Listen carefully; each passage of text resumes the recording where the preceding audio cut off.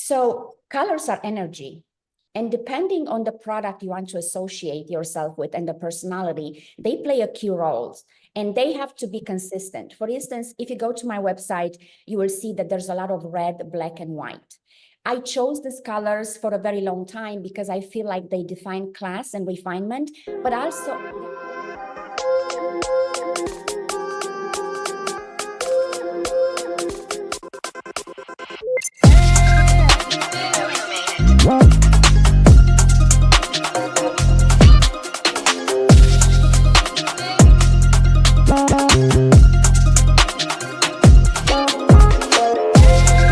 Hello, Empower Nation. Welcome to Empower Her Money Podcast. I'm your host, Angela Duncan, and we talk all things money and business. Today's episode is sponsored by morewithangela.com, where we are bringing passive income opportunities from the wealthy to you, earning double-digit returns. Morewithangela.com. Schedule your call with me and let me help you get started on your passive income journey. Keep more, make more, live more. Today's episode, I get to interview Virgilia, and she is with VV Global Partners. She's going to talk about the importance of branding. We're going to talk about your personal brand being your number one asset and why, and some mistakes you might be making with your marketing strategic partnerships. Hi, Virgilia. Welcome to Empower Her Money Podcast. How are you today? I'm very well. Good morning, Angela. And I'm so happy we connected and that you actually invited me because I'm fairly new to Miami. And it's nice to get acquainted with other women entrepreneurs and exchange ideas and see how we can make each other better. Yes, because we all have stories and lessons to tell. So I'm excited for you. If you want to first talk about your story, your journey, and how you got to what you're doing today. So I am originally from Romania, in case you wonder of my accent, but I believe just coming from United States, I had to leave behind my journalistic career and just start, as they say, from zero. But luckily, I got discovered by Norma Kamali. So I started in fashion, and after 10 years with Versace, Dolce & Gabbana, and also a short stint with Damon John from Shark Tank, here I am today running a boutique agency, VV Global Partners, that I pour so much into because, Angela, after having worked with so many global brands, you realize that the secret of success is still the same. Whether you are a small brand or a startup or a global brand, the system of execution and the method, we cannot compromise on that. So I'm hoping I'm able to bring all this experience and help others to become the Michael Jordan of their field, the Elon Musks, the Versaces of their industry. That's my goal. I like that. So you were a student first. I think that is important for the audience to know before you kind of launched your own company. You really learned for some big brands and figured out what they were doing as well. Absolutely. And you know, Angela, I believe people are surprised sometimes when I tell them that I still study everyone. I study the grades. I invest so much time in my self-development. I still take some courses on LinkedIn. Some of them might not be at our level, as we say, maybe they are beginning stages, but it's so important to continue to educate yourself and never say no to anything. I believe sometimes as entrepreneurs, when we get to a certain level of success, we think, oh, it's enough. Nobody knows it all. There's consistently new systems of execution becoming really highlighted on social media platforms. Also, that there's new technology. So I would say I'm a consistent student. I'm so curious about everybody I meet because they always say, Angela, the most interesting people are the ones interested in others. I like that saying too. So let's talk first about when you're starting a business. You know, what is some advice that you would give to people when they're creating kind of that model of what their business would look like? I would say, Angela, I'm very particular about creating a system of execution and method. When you launch a brand new product, or if you're selling a service, the business model still should be the same. Number one, you do need a revenue generating business strategy. That means that to begin with, before we get excited, and I know entrepreneurs, they're creative and they always get excited about their product. You have to think, number one, how am I going to make money? Because a business that doesn't make and generate revenue, you can no longer exist. It doesn't matter how passionate you are. So number one, you have to have a strong revenue generating business model. Number two, equally important, and this is one of the biggest mistakes that actually up and coming businesses are doing. They say, we don't have budget for branding and marketing, we get to it. That's precisely the element that has to go in conjunction with the business model to ensure that you are not only having a great product, but it gets in front of the right consumers and audiences. Now, because the market is more saturated than ever, we really need to make an effort to get out there to create a very cohesive brand message and brand story. Often we see a lot of startups and we think, oh, the product is great, but what's the mission behind it? Why would I buy that product versus someone else's product? And this is where branding, marketing, and PR come into the mix. They have to go in parallel with the business strategy, not independently or not later when the budget permits. So those are things that I'm very passionate about. And number three, strategic partnerships. It's such a powerful tool. It's being underestimated and still not leveraged accordingly. By leveraging someone else's power, another brand's power, or kind of creating events together or partnerships on social media, you leverage each other audiences and you attract a wide range of consumers that normally would not be your consumer. So this in a nutshell, but of course, there's so much more that goes behind the scenes. But those three pillars are of high importance in the beginning stages and after, of course. Yes. So when we talk about building a personal brand, what are some mistakes or advice that you would give to someone? You know, for me, for example, I'm just starting on social media again. I sold my last company. I sold all of the branding that went with it and starting over again. So I feel like we're in a very different time frame now, and people maybe don't pay attention as much. But what's important when we're working on that personal brand? Attention is the number one digital currency. And it's not only a matter of getting attention to our personal brand, it's for how long we maintain and retain that attention. In order for this to happen, I keep going back to a structure, to a method of execution. Angela, after so many years of working with clients and failing to a certain extent to maybe really create those incredible personal brands, I thought if I don't create a system for my clients, they will not know step by step what they need to do. So we created, it's called a personal brand identity assessment. That means that we go for over 90 minutes to understand first what the prerogative of the personal brand is. At times, we might think I can be all these things, but you have to narrow it down. And this is when I come into the mix. So I help my clients to really narrow it down to top three core elements: who they are, their core values, the top three elements that they offer to their consumers and audiences. And based on that, we identify the right story to align on social media platforms, the color schemes, which are very important. I'm gonna go over this, and then the method of engaging our audiences and consumers. Number two, I'm very passionate about identifying precisely the competitive advantage. And that can only happen if you actually do a market research for your client. So let's say you are building your personal brand, Angela. What type of industry are you currently in right now? Who are your competitors? Who is doing the best job? Who is not doing as great? And basically, you don't need to reinvent the business model. See what the top leaders in your field are doing. And if their personal brand is something you want to emulate, there's no shame. We don't copy. We just utilize and leverage a system that already worked. And I would say getting to know yourself, that's part of my job to help clients to do that. Sometimes when we are creatives, and typically entrepreneurs, Angela, are highly creative, their mind goes in different directions. Their ADD, we still have to narrow it down for the next 12 months, 2 years. What do I want to be known as a personal brand by?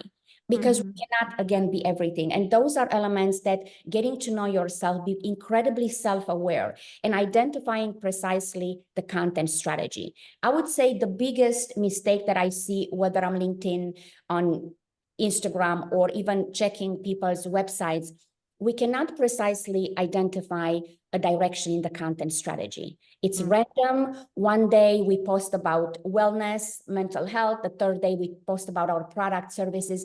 80% of your content strategy should precisely be designed to highlight your product services and who you are as a human being, but more importantly, what's the value that you are providing to your customers and audiences. Now, there's a very, I would say,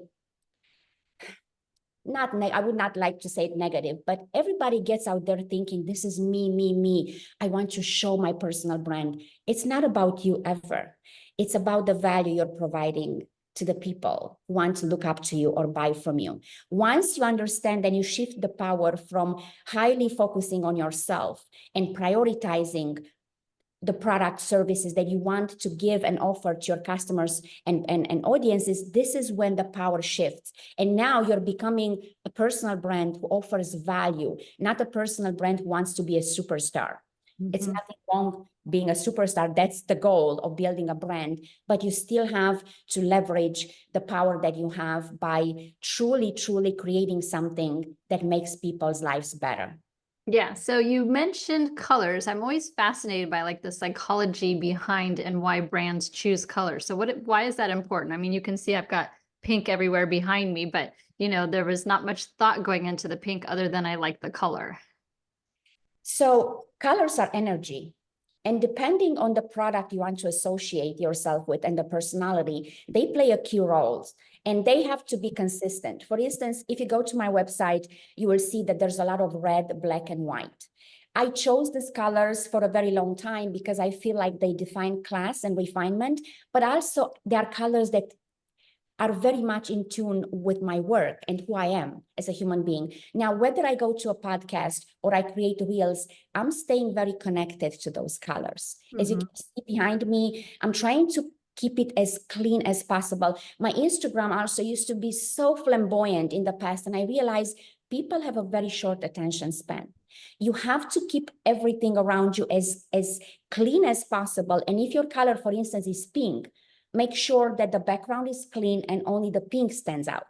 So those are elements. If you look at some of the greatest brands in the world, and I know I spoke about Versace because I work for them, look at the logo, black and white, sometimes gold. It's been consistent for decades.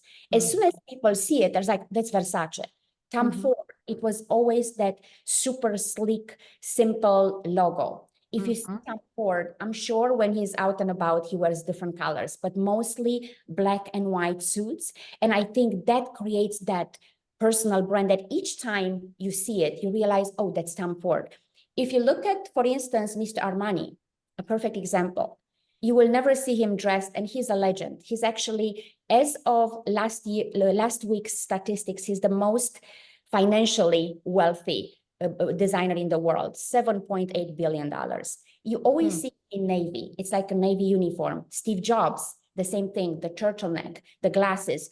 Was this intentional? Of course. The brand becomes recognizable because repetitively you see the same design, the same colors. It's very important, especially as distracting as the world around us is. So I would say choose your colors wisely and make sure they consistently show up in your personal brand, on your social media, and when you go in public. People are used to see me in red a lot, even though I love other colors. But if it's an important meeting or presentation, most likely I'm going to wear either white or red, white. So that's very important to me. Yeah, staying on brand. You mentioned partnerships as well. I think we start to see a lot more collaborations today than we did. And, I would say our old school mentality, we used to just do things on a handshake, but I think it's a little bit more important to go beyond that to set expectations. So what is your thoughts around partnerships and contracts and what we need to do as a business owner? So there's a very interesting dynamic with strategic partnerships. A lot back in the day, and a lot of highly successful entrepreneurs, like even Mr. Trump, he said, we used to shake hands with people and that was it. You did not need to draft the biggest contracts, of course, until the project needs those big contracts. Right now, we see a lot of, I would say, fake experts out there. You might go to their social media, the brand looks spectacular. And the moment you enter the partnership, you realize it's not going to get executed in timely manner. The promises are not being fulfilled. So at that moment, you have to not only use the way people present themselves, do your research, and yes, you should have an agreement. People sometimes are scared of contracts. As soon as I mention contract, I feel that people are reluctant to it, or other brands. So let's say an agreement. A written agreement with expectation on both ends should be drafted. Why?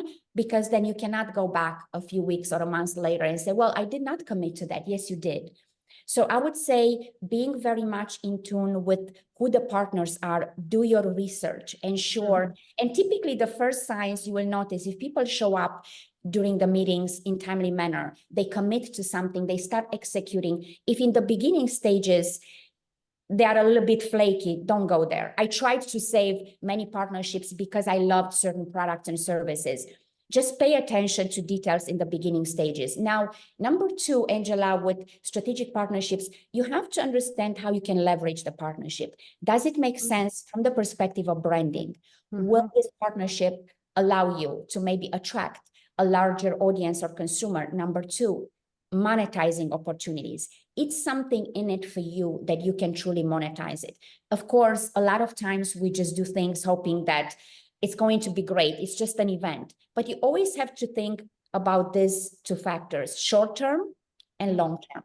What's in it for us if we work on this partnership for the short-term, but also for long-term? Is this something, is it one-time opportunity, or it's something that we can further develop?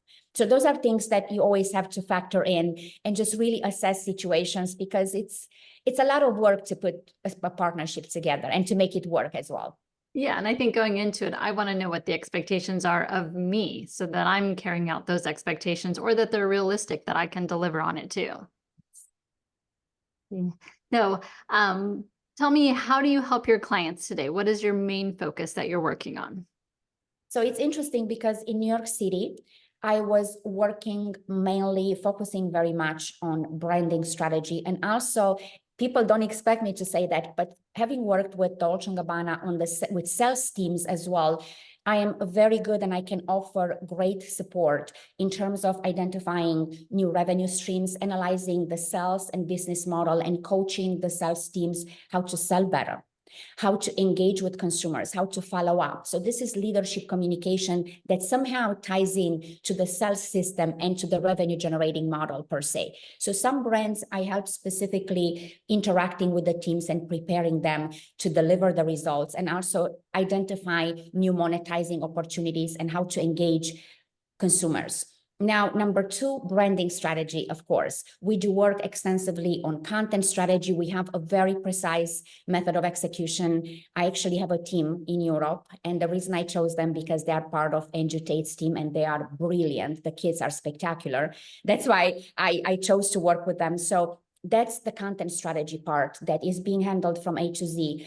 And I would say what makes me different as a brand agency, I work on every detail with my clients, how we present ourselves in front of the camera, the pitch, the script.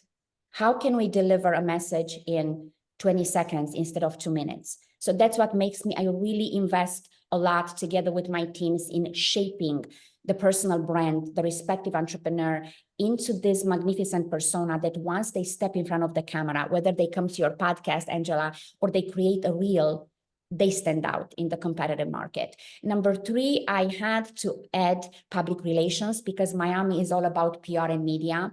And my current business associate, he is fabulous. Matt Dillon, he's actually a publicist himself. He's all over TV right now. You probably saw me with him on NBC6. So we added that element because it's much needed. And of course, strategic partnerships. I have a big event coming up and I will invite you.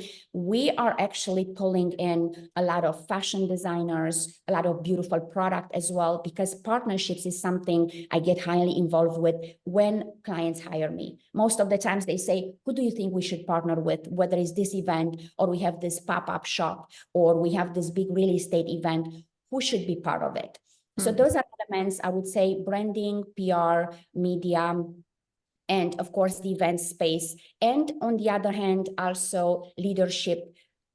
I would say I would call myself a corporate trainer because some organizations actually hire me to train their employees on everything from, like, again, sales and communication, But I would say what I realized and what I changed since I moved to Miami, people need one-stop shop. Mm-hmm.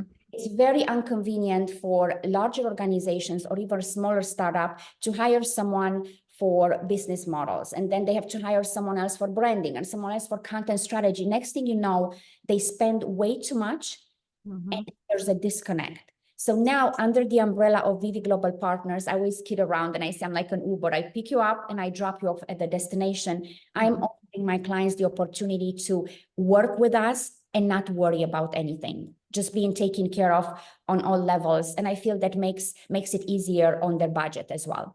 Yeah, because they can pick what they can afford to do now with you and know as they grow, they're going to stay with you. You know their brand, you know their target, you know their goals. So it's really nice, like you said, to have everything in one place so that you can work together with your own team to help promote that company and help them grow. Definitely, yes. Yeah. All right. So I have a fun question for you, a little off topic. If you could have a superpower or a super talent, what would it be and why? I would say my passion in life is to speak. I loved speaking since I was a child, since I was 5 years old. I was always, even though in a communist country at the time, I was always somehow finding ways to be in the spotlight. I love to empower others. And I believe that my gift is to make people better through stories.